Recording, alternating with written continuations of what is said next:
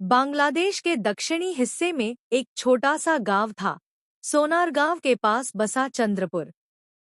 हरे भरे खेत, कच्ची सड़कें, मिट्टी की खुशबू और सुबह की अजान व मंदिर की घंटियों की मिलीजुली आवाज, यही इस गांव की पहचान थी।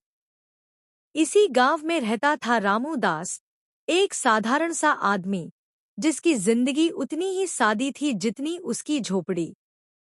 रामू दास कोई बड़ा नेता नहीं था, न कोई अमीर व्यापारी। वह एक मिट्टी के खिलौने बनाने वाला कारीगर था। उसकी उंगलियों में कला थी और दिल में इंसानियत।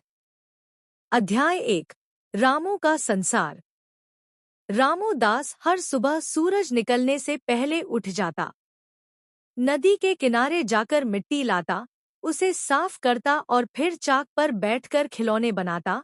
गाय, हाथी, चिड़िया, दिए और भगवान की छोटी छोटी मूर्तियां। उसकी पत्नी सीता दासी बीमार रहती थी, लेकिन चेहरे पर हमेशा शांति रहती। बेटा मोहन 12 साल का था और स्कूल जाता था। रामू की पूरी दुनिया इन्हीं दो लोगों में सिमटी थी। गांव में रामू को सब जानते थे, हिंदू, मुसलमान, बौद्ध, ईसाई, सब। क्योंकि रामू किसी से भेदभाव नहीं करता था। अध्याय 2। बदलता माहौल। समय धीरे धीरे बदला। बाहर की राजनीति, अफवाहें और नफरत की बातें गांव तक पहुंचने लगी। सोशल मीडिया और बाहरी लोगों की बातें लोगों के दिलों में जहर घोलने लगी। रामू इन बातों से दूर रहता। वह कहता, मिट्टी सबकी एक जैसी होती है, चाहे मंदिर बने या मस्जिद। लेकिन नफरत तर्क नहीं सुनती। अध्याय 3। वह मनहूस दिन। एक रात गांव में अफवाह फैल गई कि किसी ने धार्मिक भावना को ठेस पहुंचाई है। सच क्या था, किसी को पता नहीं, पर भीड़ इकट्ठा हो गई। रामू उस समय घर में सो रहा था।